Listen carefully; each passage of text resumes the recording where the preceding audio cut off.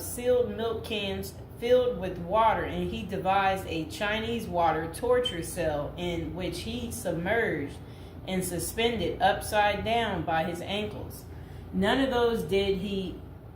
I guess he was able to get out and survive. So Houdini's heart-pounding getaways usually involve a healthy dose of trickery, and but they were also genuine risks. In 1915, Houdini nearly suffocated during a stunt in which he was shackled and buried under 6 feet of dirt. Houdini had made a career out of surviving the impossible, which only made the circumstances of his 1926 death all more mysterious. The 52-year-old performed before a packed audience in Detroit on October 24th, but was rushed to the hospital afterwards with an apparent case of appendicitis. He died just a week later on Halloween, leaving his legions of admirers bewildered. Okay, so an obituary in the New York Times expressed shock at the passing of the man who so often had seemed to thousands to be cheating the very jaws of death. And I want to talk about something else. So I've been to Detroit, and I don't remember anybody talking about Houdini there. And I think they should have had some of his cool, iconic stuff there. But I did see they had Houdini stuff in Las Vegas when I was in Vegas. So, I don't know why they don't have it set up in Detroit. So Houdini's final performance. The strange series of events that led to Houdini's demise had kicked off several weeks earlier on October 11th, 1926, while being shackled into his Chinese water torture cell during a performance in Albany, New York.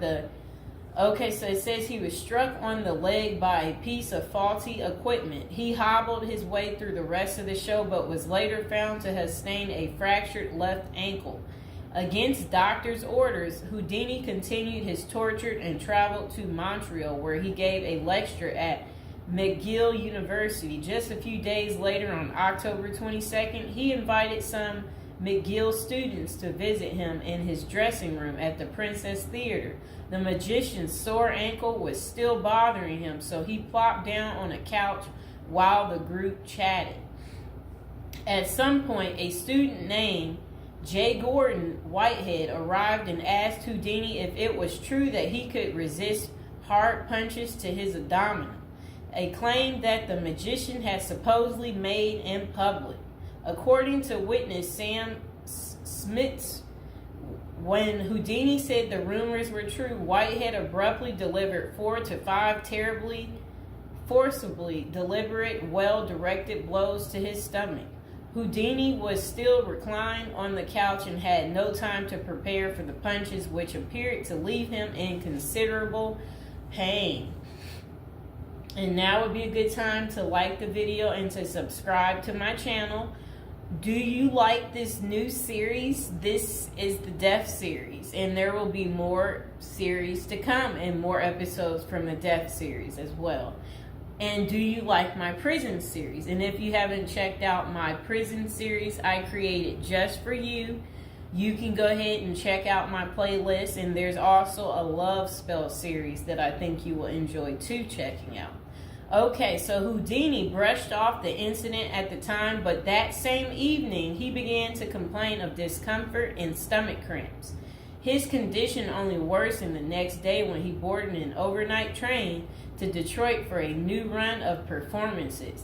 The magician developed severe abdominal pain, cold sweats, and fatigue, and his temperature rose to 104 degrees. A doctor suspected appendicitis and instructed Houdini to go to a hospital, but the performer insisted on taking the stage for his opening night show at Garrick Theater. Isn't that really funny? He still wanted to work even though he wasn't doing so well. Okay, he proceeded to struggle through his routine before collapsing immediately after the final curtain.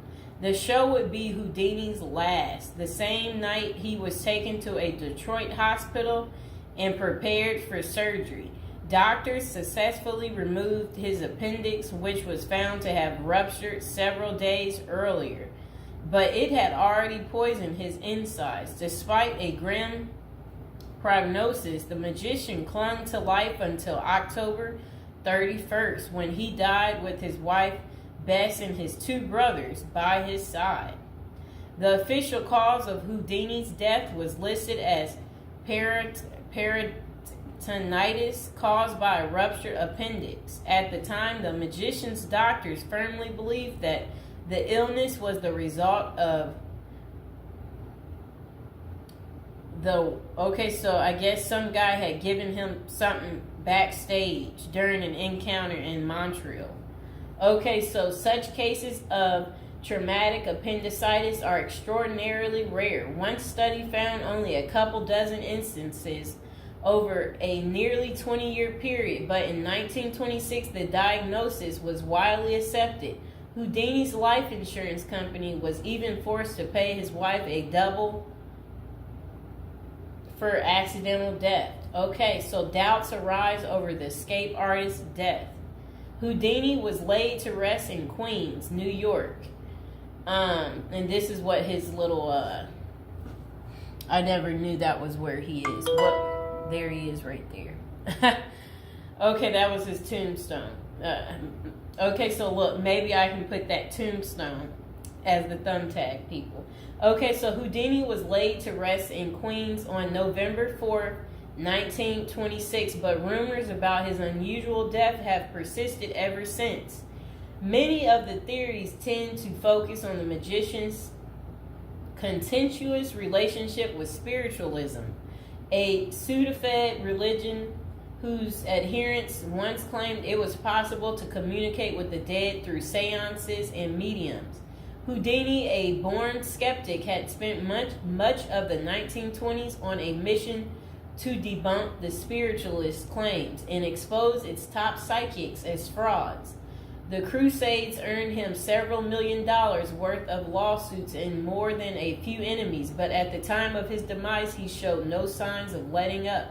Just a few months earlier, he had testified in front of Congress in support of a bill to outlaw fortune-telling in Washington, D.C. Could Houdini's meddling have gotten him killed? In the 2006 biography, The Secret Life of Houdini, authors William Kalash and Larry Sloman contend that the magician's death may have been a carefully planned assassination by members of the spiritualist community. If one were to suspect Houdini a victim of foul play, they write, then the section of organization crime that was composed of fraudulent spirit mediums must be considered likely suspect. Okay, so Kalash and Sloman argue that the spiritualists had a history of poisoning their enemies, and they note that no autopsy was ever performed to confirm Houdini's death. I wonder why.